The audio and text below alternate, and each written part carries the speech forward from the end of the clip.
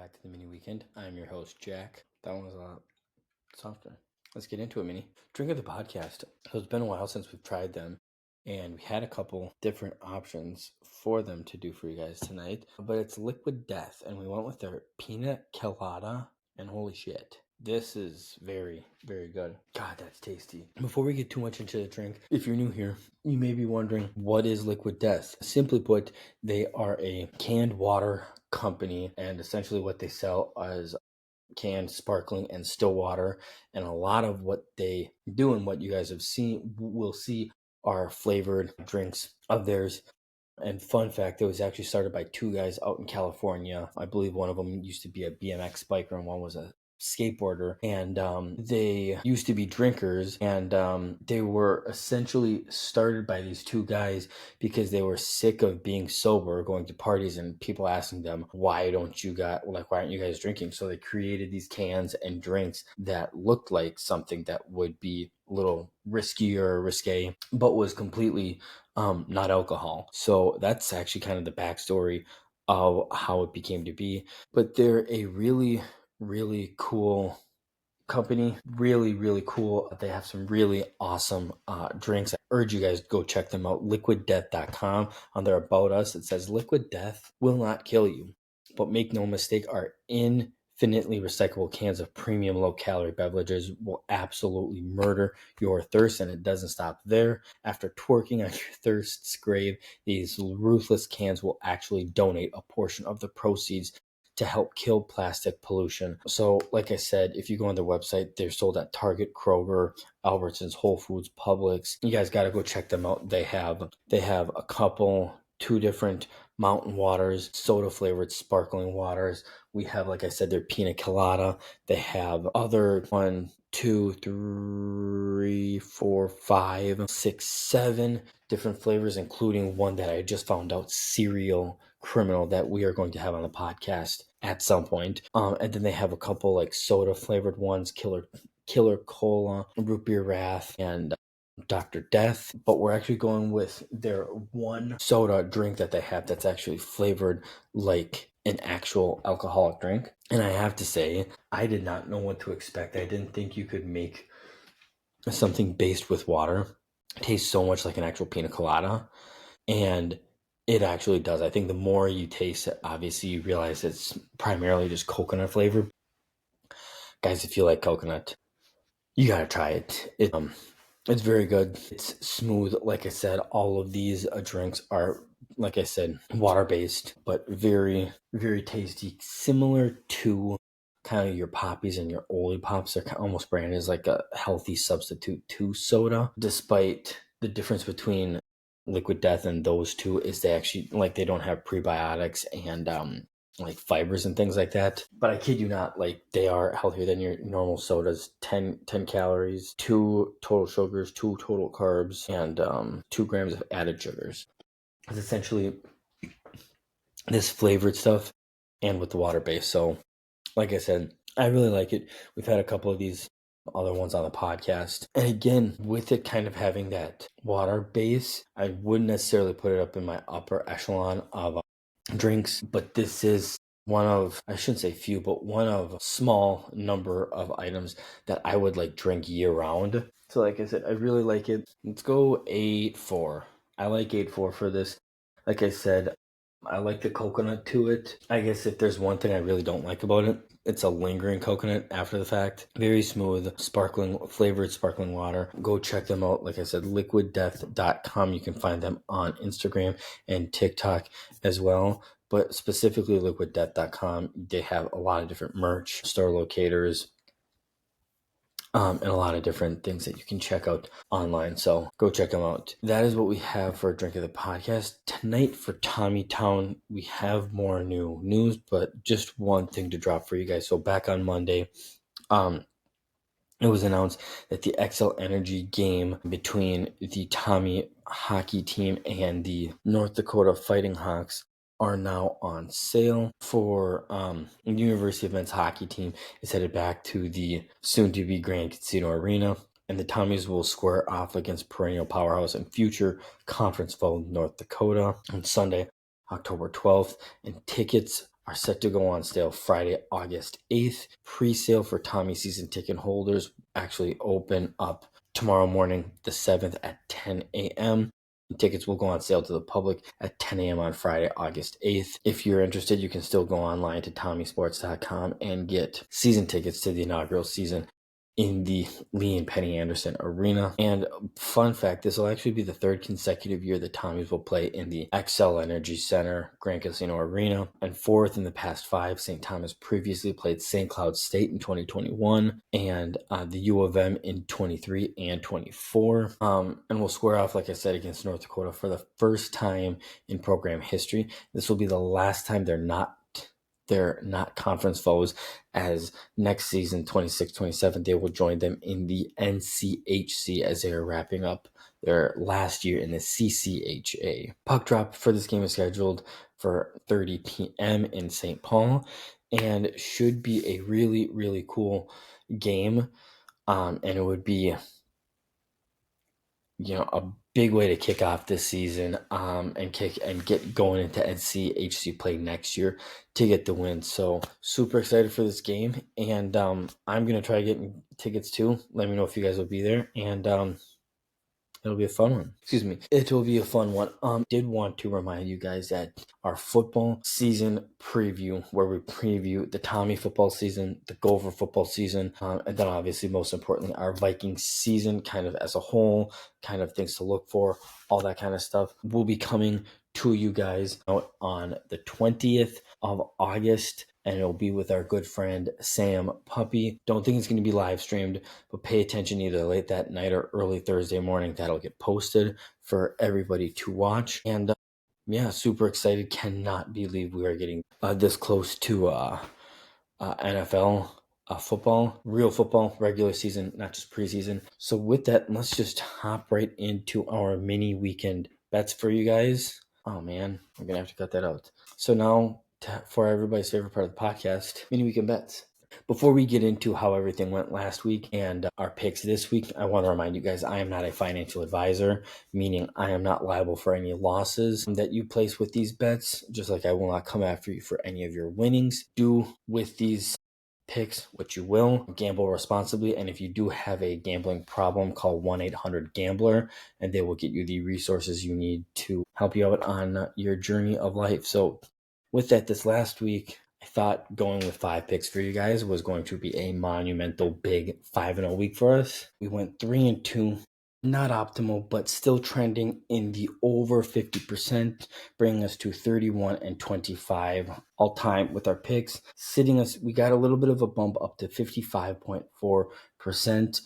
Quick recap this last week, the Reds run line -1.5 over the Braves did hit. It took extra innings, but the Reds did dispatch of them 12-10 in 10 innings. And the Mariners money line of -153 over the Rangers hit as they won 6-0. And the Mystics against the spread -2.5. They beat the Valkyries. Very close margin once again, 69-66. However, that is where the good news ends. The Lions and Chargers game, the Chargers by themselves hit the over. The over was once again set at 33. Chargers scored 34 points, so 41 total points was scored in that game. And I said the Lions would win. Lions money line of -112 did in fact not hit. Like I said, they lost by a score of 34-7, bringing us to 3-2 for last week and 31-25 for the season. But just like every other week, we learn from our mistakes and we bounce back. So the first pick I like for you guys is give me in the MLB, give me the Marlins money line -120 over the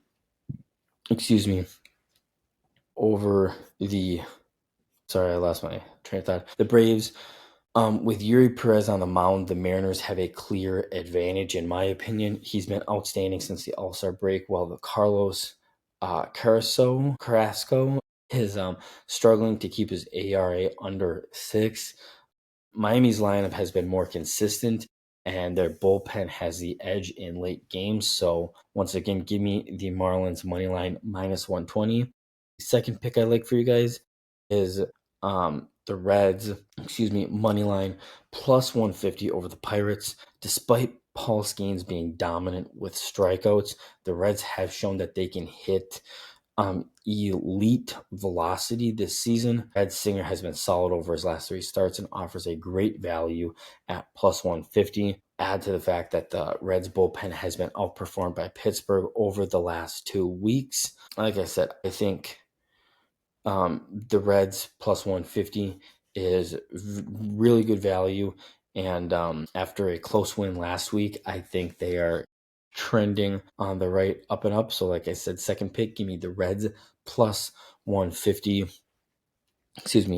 over the Pittsburgh Pirates. The next one I like, UNBA, the Atlanta Dream against the spread -8 over the Chicago Sky. Very similar to a couple weeks ago. If things weren't going bad enough for the Chicago Sky, who are sitting at 8-21 this season, they now pretty much have most of their roster on the injury list, injuries, and they've dropped 3 of their games against the Atlanta Dream this season, losing by a combined 37 points. While the Dream are a little bit banged up as well, they're still peeling off wins and are one of the league's teams in the top echelon. So I think Atlanta -8, I really like, and I think that's going to hit. And then I have one more WNBA for you guys. I like the Mercury and Fever game to hit the over 171.5 points.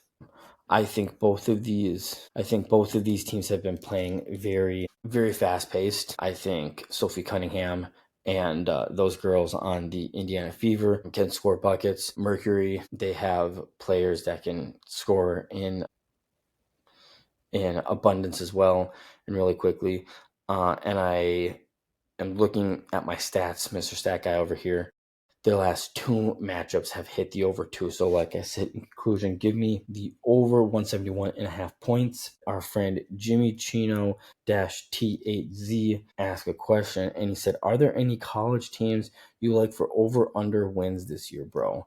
And say less, Jimmy. I have 4 that I like for you guys. I took 2 from our great conference of the Big Ten and 2 non-Big Ten teams. So without further ado, our last picks, a part of the mini weekend bets for this week. The first one, Nebraska Cornhuskers over 7.5 wins. I really think this Nebraska team is entering 2025 with growing confidence. You got Matt Rule entering, season 3 in Nebraska, and it seems to be a reoccurrence for Matt Rule that his 3rd year with his team tends to be when they really start to get things going. Look at Temple and look at Baylor. This offense should take a leap this year with Raiola coming back for year 2 and with a new wide open system. I think that's going to bring some explosive plays for the young quarterback. I know this defense needs to improve simply just by getting more physical, but I think flat out this team won't be anything super flashy, but I think they're a disciplined team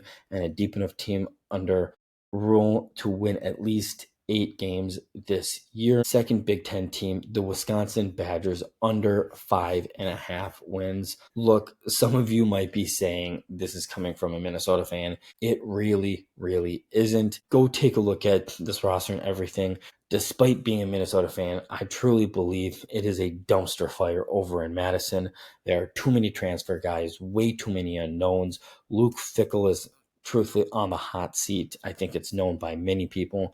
They have the toughest schedule in the Big Ten this year. Not only do they have to go to Michigan and Oregon, but they got to host teams like Washington, Iowa, Illinois, Indiana, and Minnesota, but they also have to go to Alabama.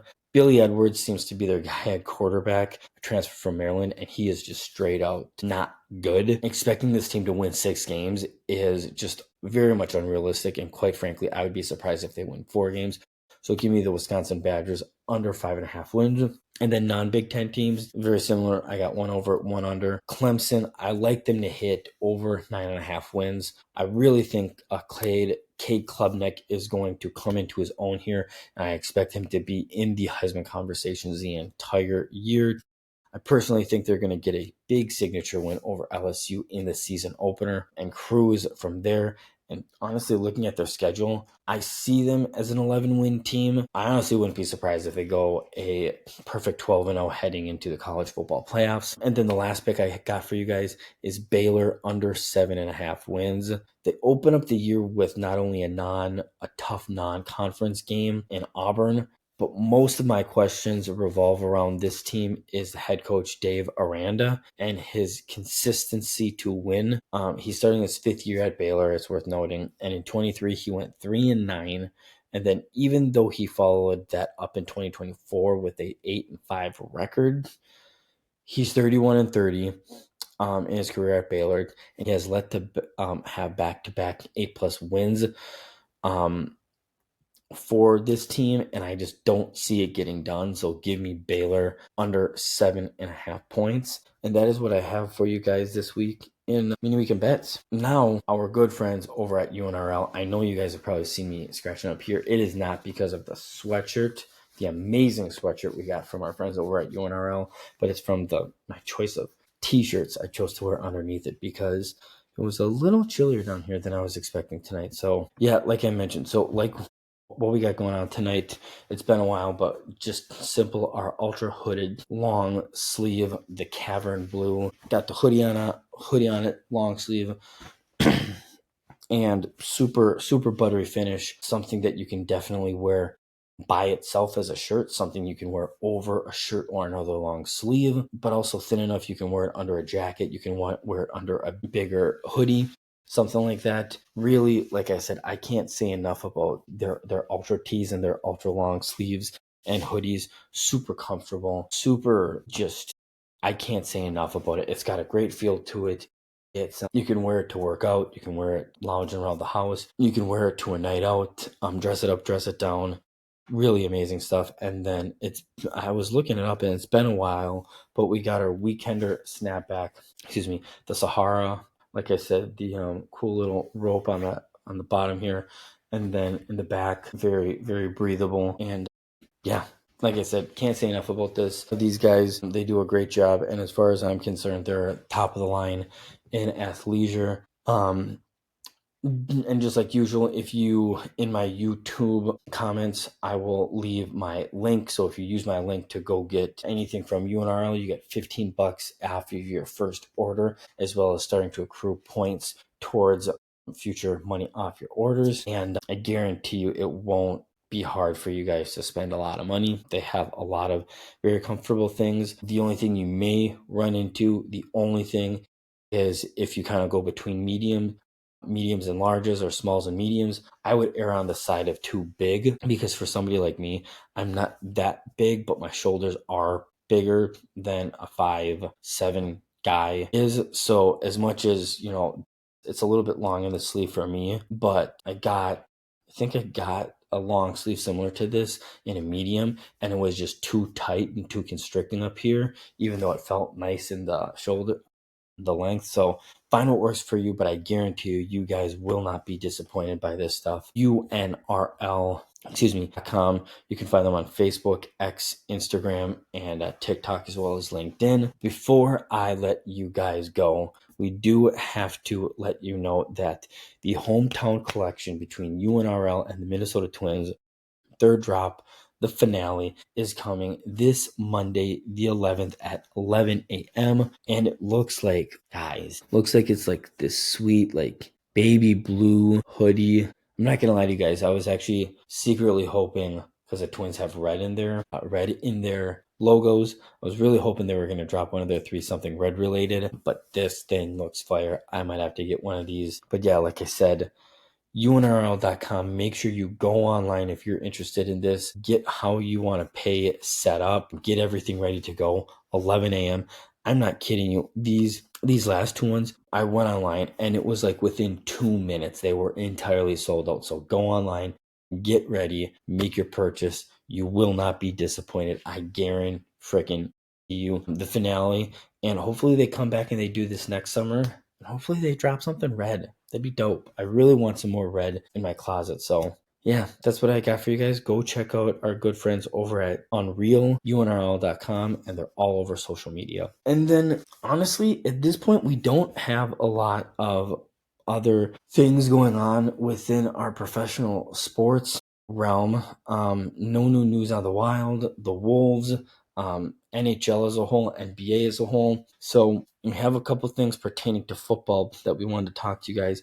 But before we did that, once again, wanted to remind you guys, 2 weeks from today, on the 20th of August, we have our football preview coming out. But on top of that, with the football season coming up, we have 3 fall games that we will be hosting here on the Mini-Weekend, at the Mini-Weekend. 2 of them are returning from last year, and 1 is new. What are we hosting this year, Jack? Great question. So, back by popular demand, one of the 2 returning games we're doing this year is just simple, the Pigskin Pick'em. I believe last year, I think this is our third, maybe 4th year doing it, and we've had a good turnout for some of these guys for this group. You can do up to 2 groups, and simply all it is you're going on. You see their logo up in the top right. You want to go all the way over to the left where it says Fantasy and click on Pigskin Pick'em. When that comes up, all you want to do is click on Groups, search Groups, find the Mini-Weekend, join it. You can do up to 2 entries, and all you're doing on a week-to-week basis is picking who you think is going to win each game. And if you win enough and guess enough correctly, you'll win prizes at the end of it. So that's one of the 2 that is returning this year. The other one that is returning is our Mini-Weekend First Touchdown Challenge. And what this is this is pertaining to Minnesota Vikings games. So reach out to me personally. You can DM me on any social media sites. I'm probably not going to answer the public comments in the videos, but DM me. Find a way if you aren't interested, and I will send you my Venmo. But First Touchdown Challenge, Jack, what does that mean? For every single game this year that the Vikings play, including postseason games, you are going to try guessing how the first touchdown is scored. Is it a Justin Jefferson receiving touchdown? Is it a J.J. McCarthy rushing touchdown? Is it a Van Ginkel pick six? Is it a Trey Hendrickson scoop and score? So, and it's not just Vikings. So on a week-to-week basis, you want to see who we're playing. So if we're playing the Washington Commanders, you might say Terry McLaurin receiving touchdown.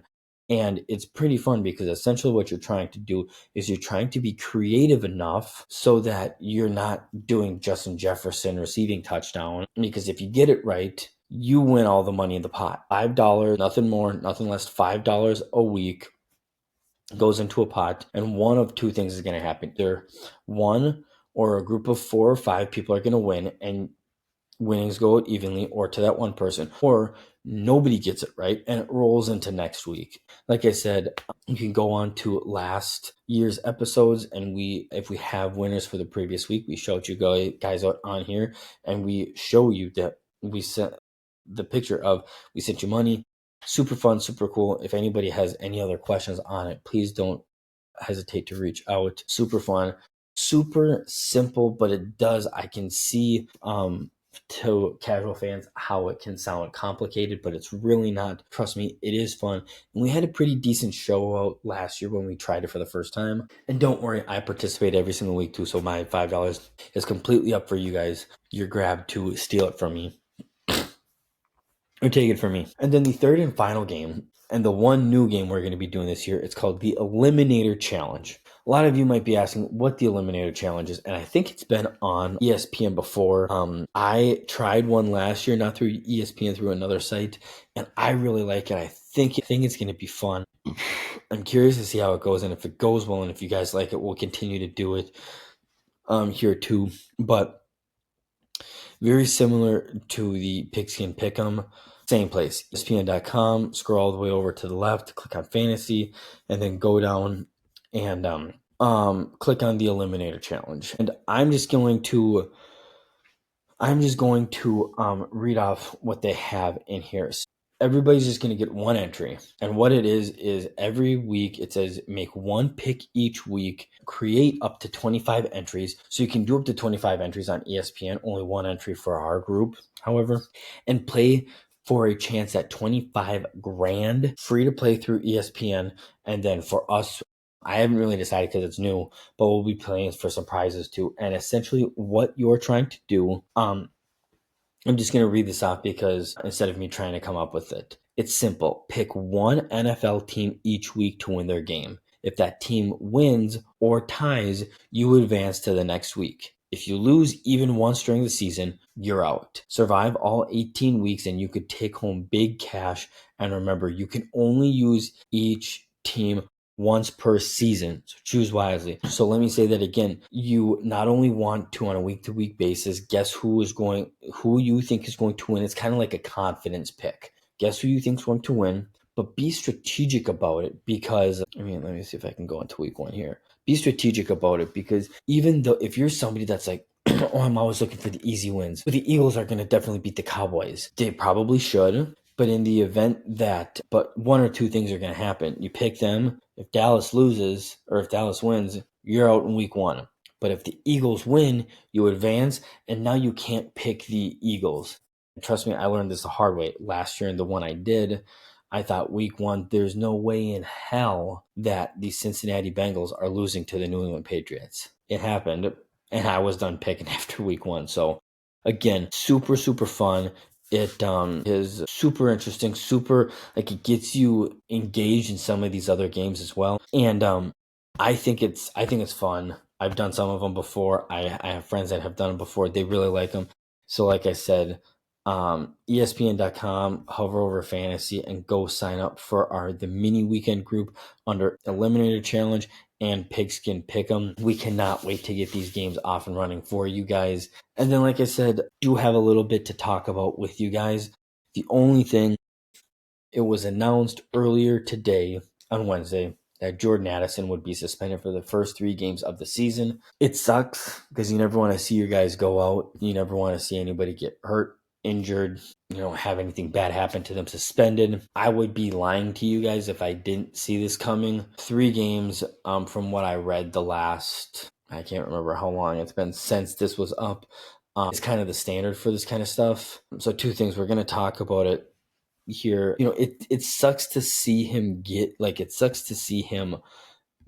out and suspended here, but if you're being honest, like, the first 3 games of the season are the games that you're okay with him losing. Because again, I don't think, one of the things that I look at, the opponents that we're playing do not have gruesome defenses. Our first 3 opponents, at the Chicago Bears, versus the Falcons, versus the Bengals.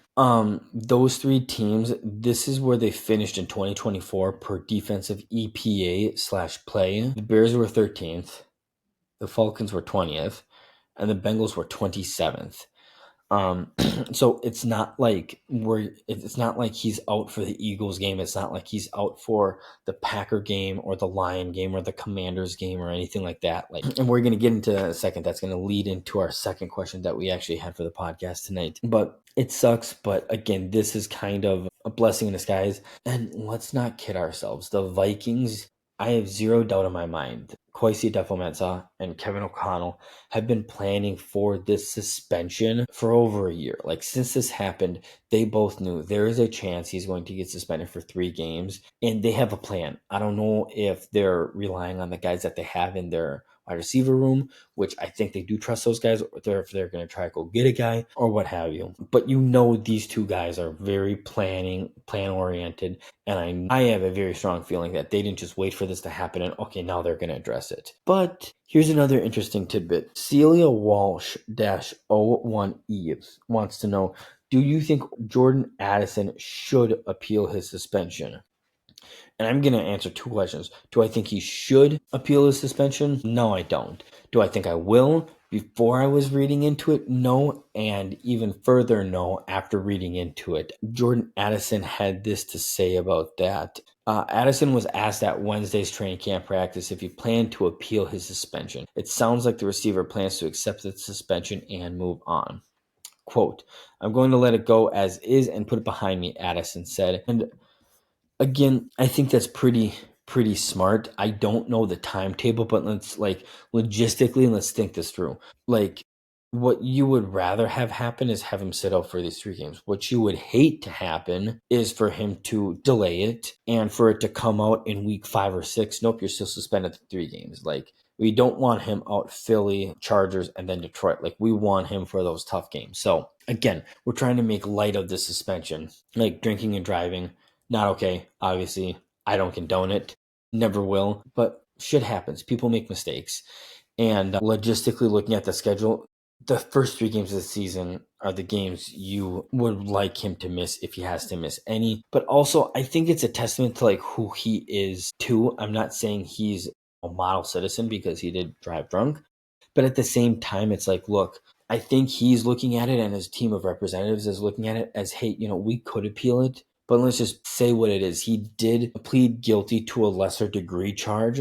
So it's not like he was convicted on like assault charges and it was all made up, and then he was found guilty or whatever, he got suspended all these games, and then oh my gosh, it turned out he didn't do it. Like, the guy did it, he's accepting his punishment and moving on. So again, it's an unfortunate situation, but I think this is the best case scenario that came out of it, because I think even without him, and a lot of people might be looking at, well, Jack, what are you going to do, at the receiver position? If I'm being completely honest, like Justin Jefferson, Jordan Addison, I think Jalen Naylor looked really solid last year. Ty Felton, people are high on, but I think a lot of people forget about him because he's technically not a wide receiver. TJ Hawkinson, those first 3 weeks will be a top target for JJ McCarthy. And I think another name, Josh Oliver. A lot of people were surprised by Josh Oliver's production and how well he was able to do catching wise, blocking wise, and then yards after reception too. So, to anybody freaking out there about his suspension, yeah, it sucks. Is it ideal? No. But at the end of the day, shit happens, life goes on, and you just got to deal with the cards that are ahead of you, and continue to go and hope you win some money. So that's what we have for you guys here tonight. One more time, I don't want to sound like a broken record, but I know there are people that really do enjoy and look forward to our season previews. So the football season preview is coming out 2 weeks from tonight, August 6th, on August 20th, with our friend Sam Puppy. I don't think it's going to be live. I will let you guys know as soon as I decide if we are going to do it live. Probably not going to do it live though. So look out for that. Go sign up for the games. And remember, go follow us on all social media. Subscribe to the YouTube channel so you get notified of the new episode when it comes out. Subscribe to Google Podcast, Apple Podcasts, Spotify, wherever you listen. You may listen to the podcast so you can listen to it as soon as it comes out. But most importantly, always remember, this podcast is about you guys, the listeners. If there's a topic you want me to address or a question you want me to answer, please reach out, email me, reach out on social media, comment on this stuff. And not only will I address it, but I will also shout you out on the podcast. Until next time, Minnie.